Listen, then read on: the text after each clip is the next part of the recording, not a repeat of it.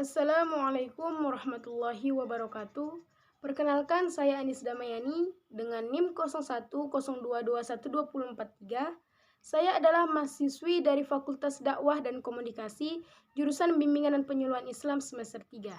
Di sini saya ingin memenuhi tugas mata kuliah Retorika Dakwah di bawah asuhan dosen pembimbing Bapak Dr. Haji Azhari Stompul MA.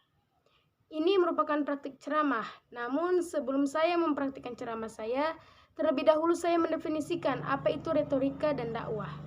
Saya mengambil dari satu ahli pengertian retorika, yaitu dari Rahmat, yang menyebutkan bahwa retorika adalah ilmu yang mempelajari tentang memposisikan bahasa atau kata agar timbul kesan yang dikehendaki kepada khalayak. Sedangkan dakwah saya mengambil dari Syekh Ahli Mahfuz yang menyebutkan bahwa dakwah adalah menyeru atau mengajak manusia kepada kebaikan dan petunjuk Allah, menyuruh berbuat yang ma'ruf dan mencegah daripada yang mungkar untuk kebahagiaan dunia dan akhirat. Seperti firman Allah Subhanahu wa taala dalam surah Ali Imran ayat 104 yang berbunyi, A'udzubillahi minasyaitonirrajim. Bismillahirrahmanirrahim. Waltakum minkum ummatun yad'una ilal khairi wa ya'muruna bil ma'rufi wa yanhauna 'anil munkar wa ulaika humul muflihun. Yang artinya, hendaklah ada sebagian orang yang menyuruh pada kebaikan, yang menyuruh berbuat yang ma'ruf dan mencegah pada yang mungkar. Sungguhnya mereka itulah orang-orang yang beruntung. Selanjutnya saya akan menyampaikan ceramah singkat saya yang bertemakan sabar. Bapak-bapak dan ibu-ibu sekalian, tema saya kali ini simple, namun dalam menjalankannya perlu usaha dan kegigihan. Tidak semua orang mampu menjalankannya. Apa itu yang dimaksud dengan sabar? Sabar berasal dari kata sabaru yasbiru yang artinya menahan. Menurut istilah, sabar adalah menahan diri dari kesusahan dan menyikapinya sesuai syariah dan akal. Menjaga lisan dari celaan dan menahan diri dari perbuatan dosa. Sabar merupakan ajaran yang paling banyak disinggung dalam Al-Quran dan hadis. Menurut Al-Quran, manusia senantiasa didorong untuk bersabar dalam menjalani kehidupannya.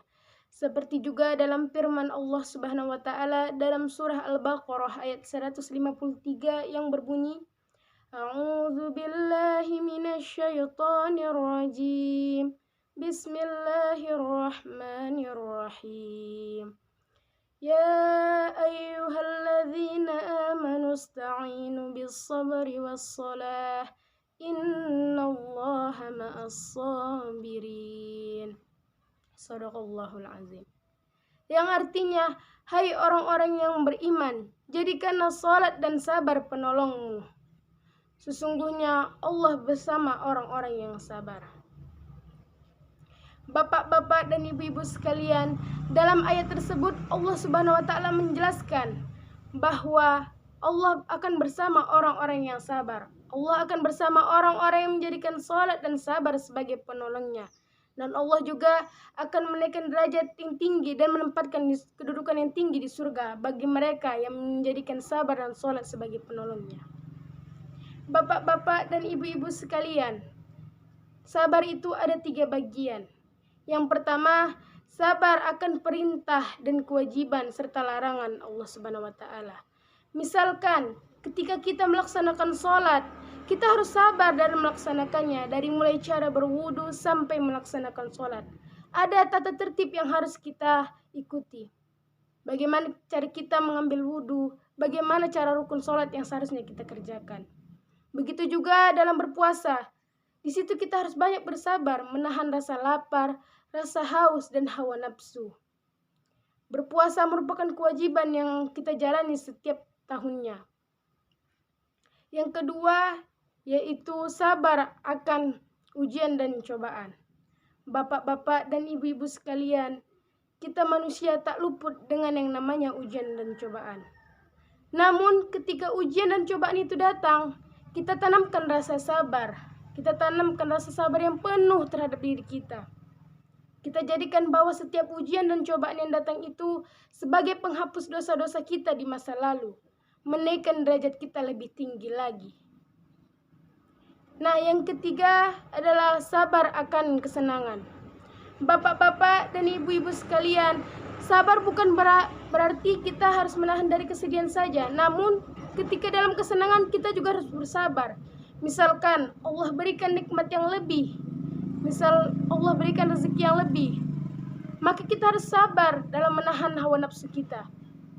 Kadang-kala kita ketika Allah berikan rezeki lebih, kita mengikuti hawa nafsu kita. Kita shopping, belanja yang tidak dibutuhkan. Namun kita lupa apa yang menjadi kewajiban kita. Mungkin di dalam rezeki yang lebih itu ada hak orang lain yang harus kita keluarkan. Namun kita tak sadar, kita berpoya-poya dengan nikmat dunia semata. Bapak-bapak dan ibu-ibu sekalian, dalam hal ini Nabi Shallallahu Alaihi Wasallam bersabda, sabar merupakan bagian iman dan kepala dari tubuh. Maka ketika ujian dan cobaan datang, kita hadapi dengan rasa sabar. Bila ujian itu datang, kita hadapi dengan rasa benci, maka kemurkaan Allah yang akan datang. Bapak-bapak, ibu-ibu, tanamkan rasa sabar dalam hati kita, dalam diri kita. Kita perbanyak merenung, kita perbanyak muhasabah diri kepada Allah Subhanahu wa taala. Dan pesan saya, jika masih memiliki batas, bukan sabar namanya. Cukup sekian mungkin ceramah singkat yang dapat saya sampaikan. Lebih dan kurang saya mohon maaf. Semoga bermanfaat bagi bapak-bapak dan ibu-ibu sekalian. Saya akhiri, wabillahi taufiq wal hidayah. Wassalamualaikum warahmatullahi wabarakatuh.